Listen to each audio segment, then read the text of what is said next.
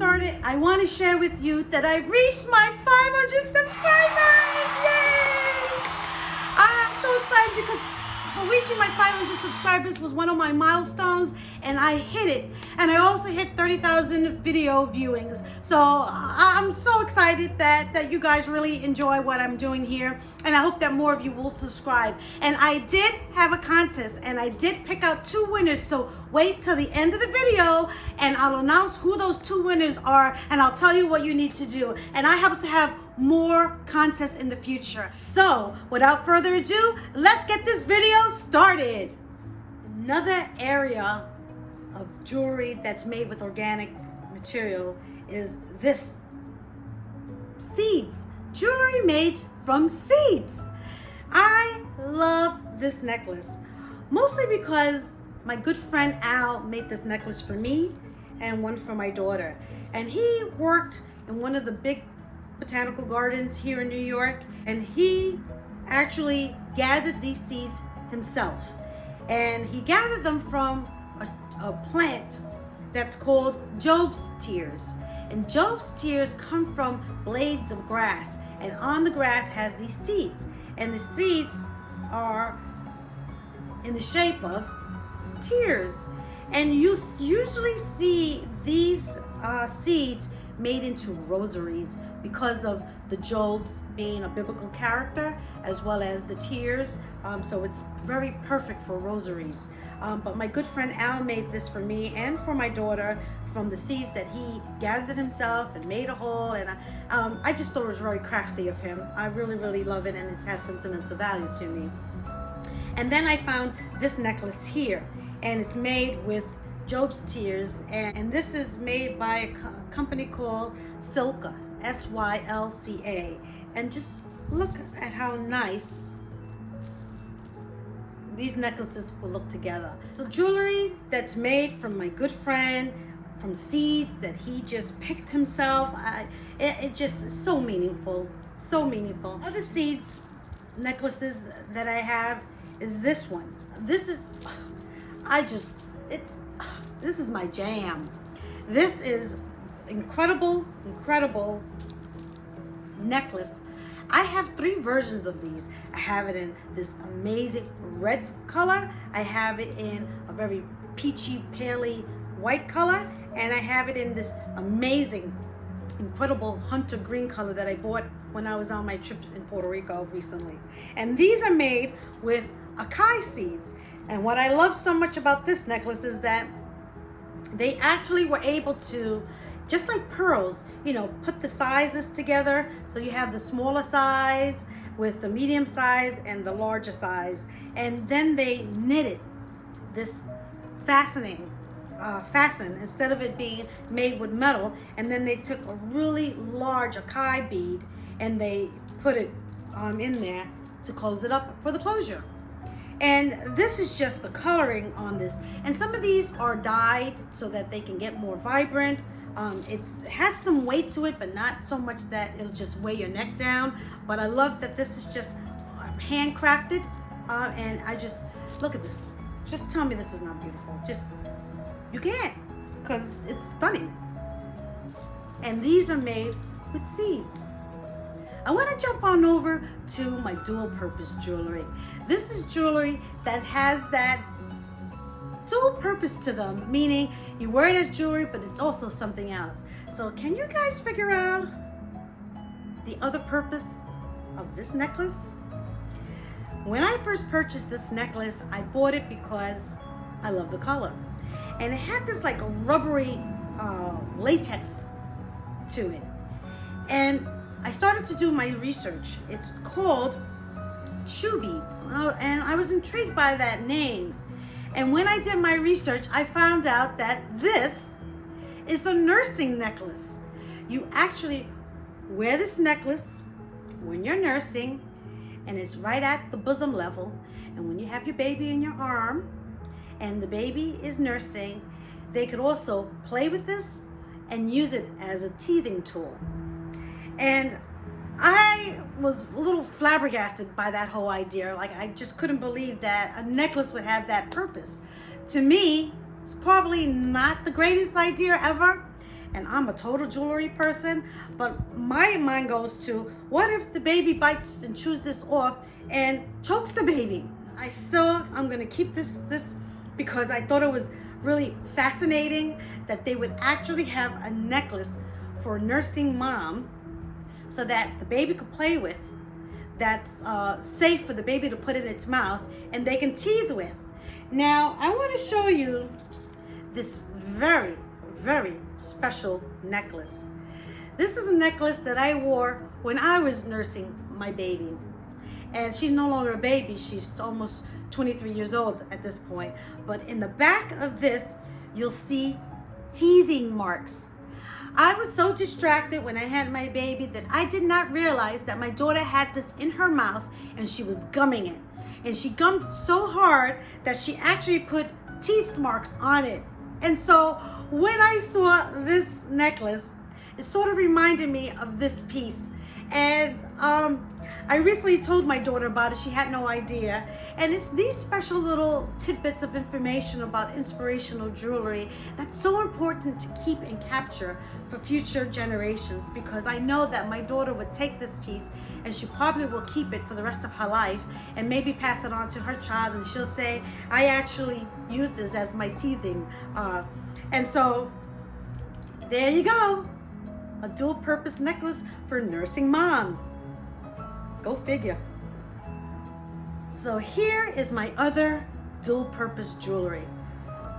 Can any of you figure out what this is? Let me give you a hint. It has to do with this. This is a wine bracelet, but not like the wine bracelets I showed you previously.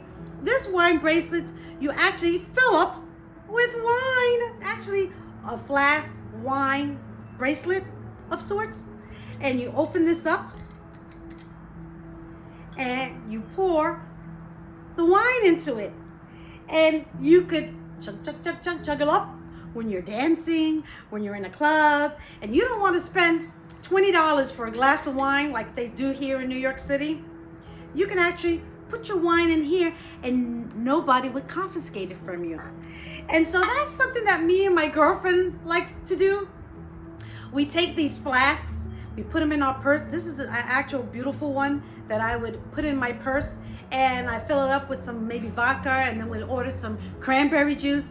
This was given to me as a gift from my good friend Gracie. She gave me this as a gift for Christmas one year, and my daughter has used these, my friends have used these, I've used these, and now I have this amazing bracelet that I'm gonna fill up with some wine, maybe some alcohol. I wanna move on over to the upcycled jewelry that are made with findings that are elevated to the next level. And I'm gonna start off with this one right here. This is amazing. This is an amazing bracelet. This bracelet is made with things that you find in board games. So if you have a classic board game that meant a lot to you, you can take and make this jewelry from it. And so you have here the Scrabbles, you have here a little tiny telephone, you have here card. It's just really, really a whole lot of fun. This particular bracelet was made by a company called Findings, and they say recycled, reused, and restyled. And I love, love, love that thing. I might put that on my thumbnail. It has a whistle, and look at that. It's almost like a cha-cha bracelet, but made with Scrabble pieces and other pieces like this dice that's here. It's just really, really a whole lot of fun. And here's another really fabulous, colorful 1980s necklace that's made with buttons.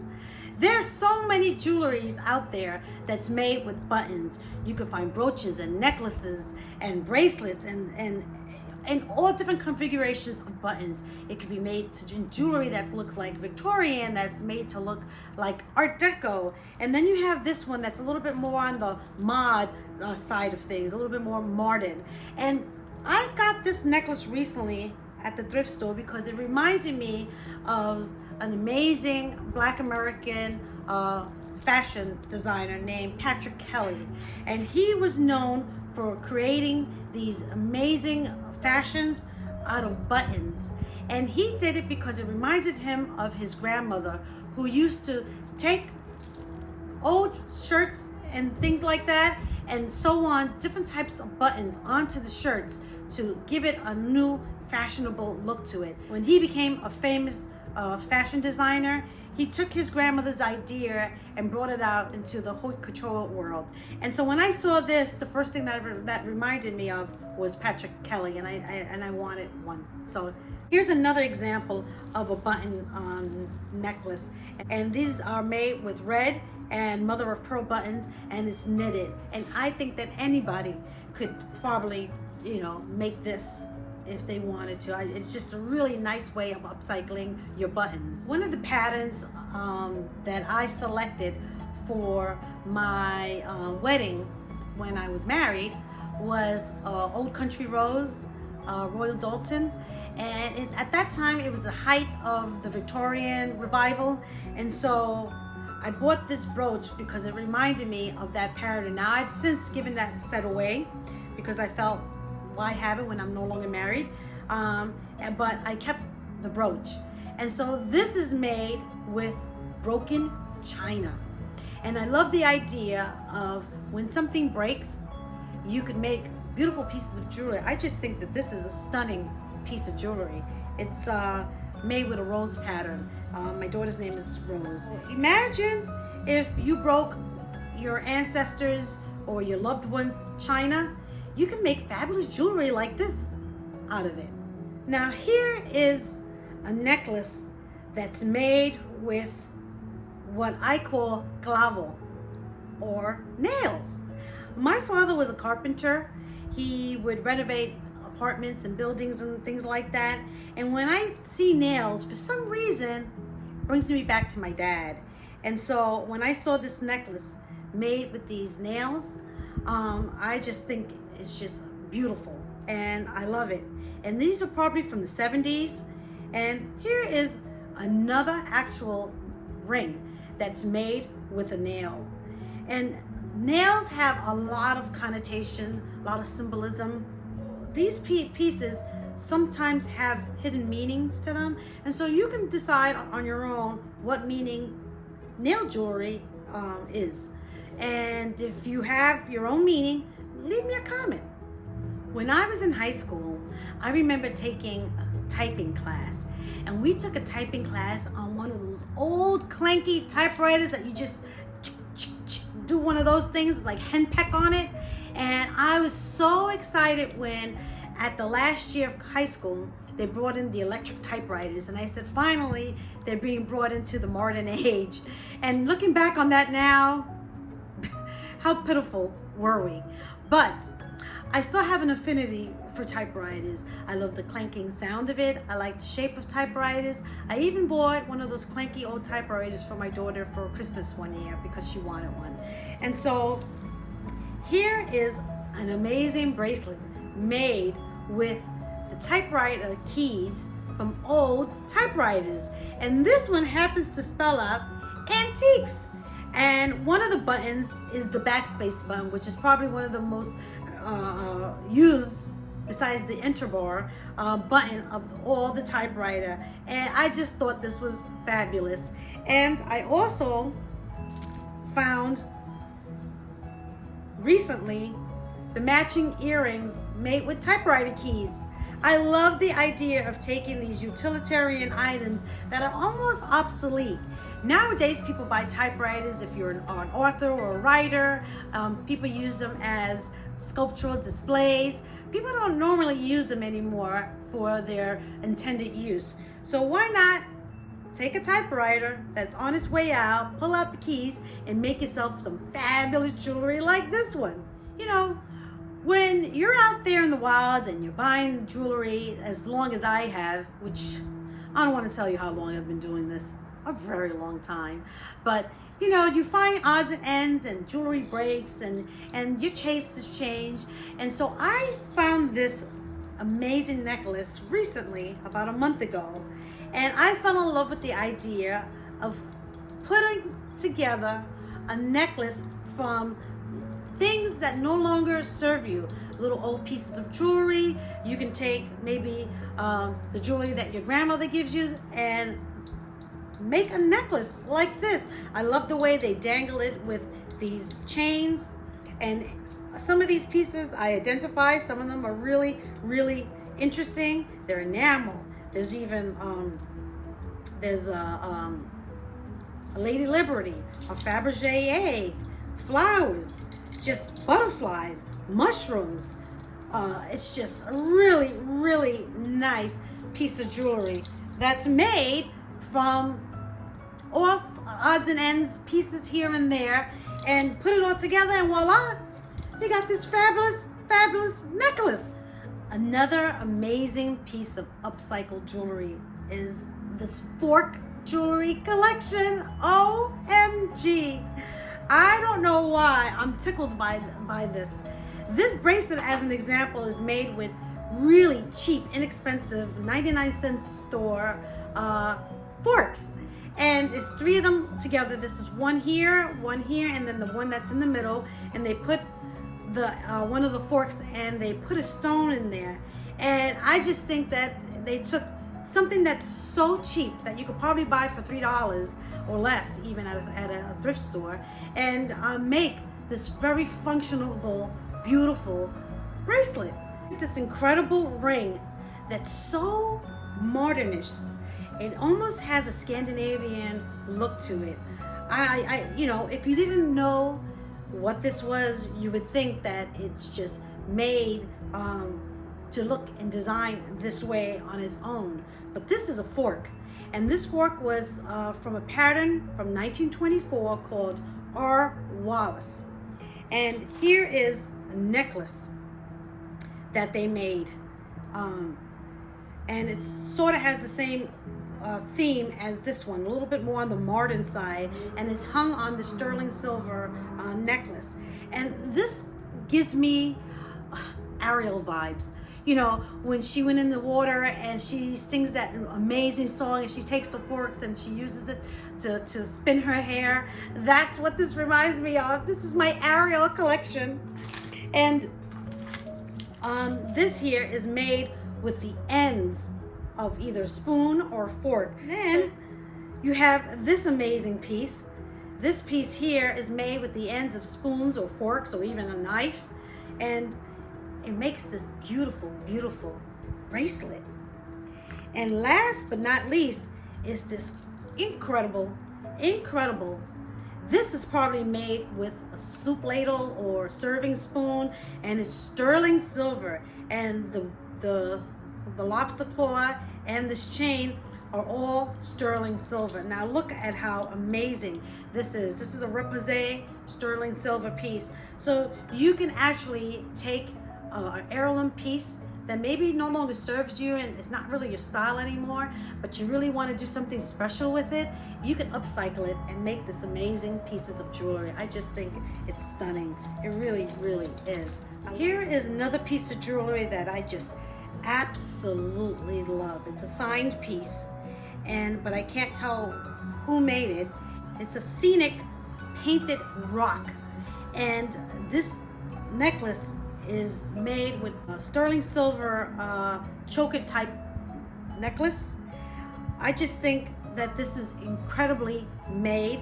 You take something that you can find, it's just ubiquitous. You can find it everywhere and anywhere. For many of you who've seen my video on John's curio cabinet, I talked about the passing of my partner recently in December.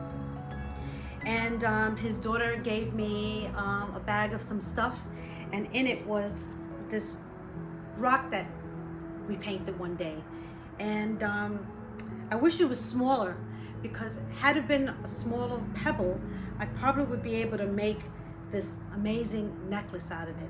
So I want you guys to really think about, you know, when you're painting pebbles with your loved ones, with small children, that you could just make incredible jewelry out of very sentimental items that you can find just about everywhere and anywhere.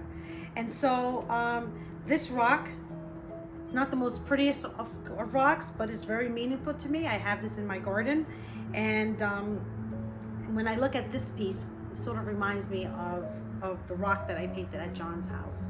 So this is another incredible piece. This is a vintage piece. I would guess that this was probably made in the 60s or maybe even older, for all I know.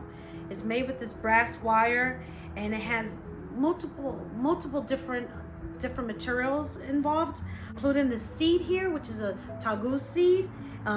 This seed is almost looks like a pebble, but it's not. It's a seed, and they call it the vegan ivory because it has the shape and the consistency and the look of ivory, and they're actually carvable just like ivory wood.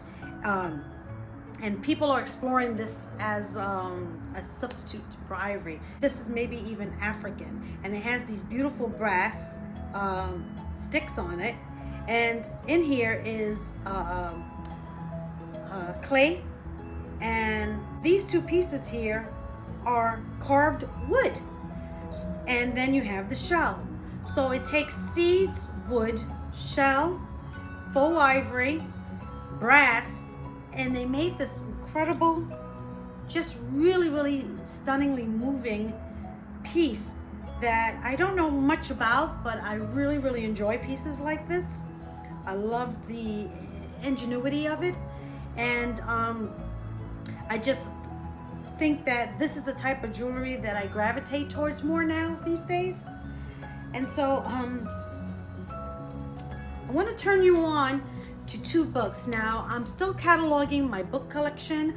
I have so far almost 270 books that I've cataloged, and I still have this entire bookshelf that I need to catalog too. So I don't know how many books that's going to end up being, but it's quite an extensive collection. Majority of the books that I have are jewelry-based books. So if anyone's interested in doing some research, I might be able to help you with that. And also on art as well as fashion. Those are the three main categories my books are in.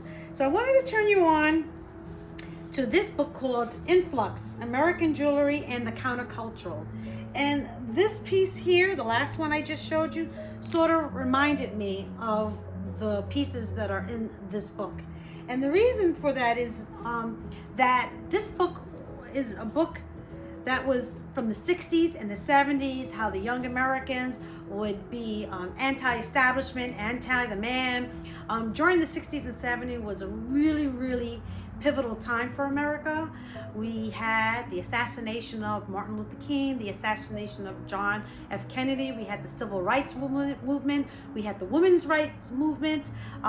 Women were entering into the workforce. There was a lot going on. And so this book is in regards to that time of American history, and it explores jewelry that's made outside of the box. And so some of the examples I have here would fit into this countercultural type of jewelry. And then there's this book. This book is called The History of Beads, and this is a recent book that I just purchased, and it has amazing pictures and explains the different shapes and what they're called. It explores a lot of the jewelry in Africa where beads was made for trade, and it has an incredible history of beads that I just started to explore this book. And so what I like to do going forward is share with you more of the books that are in my collection. So you'll be seeing more of those in my my videos, and I'm planning on doing maybe one, maybe two, maybe three best books to buy for vintage costume jewelry. So look out for that one soon too. Before I close out this video, I want to share with you who the winners are. So I have two incredible winners, and they're going to win this box that's going to be filled with vintage costume jewelry. And I will ship out these pieces of jewelry free of charge. I'll pay for the postage for you, just because I'm so excited for my 500 subscribers. So this gift box will go to Maureen Rubio and Love congratulations to the winners. And as I said before, I will be doing more of these. So if you didn't win this time, stay tuned for the next time. And so thank you again so much for sharing this very special time with me. And thank you for subscribing to my videos. And thank you so much for taking the time and leaving me your comments. I think to me that's one of my favorite parts is reading your comments, the interesting things that you say. I respond to each and every one of you. So thank you, thank you, thank you. Y con mucho, mucho amor.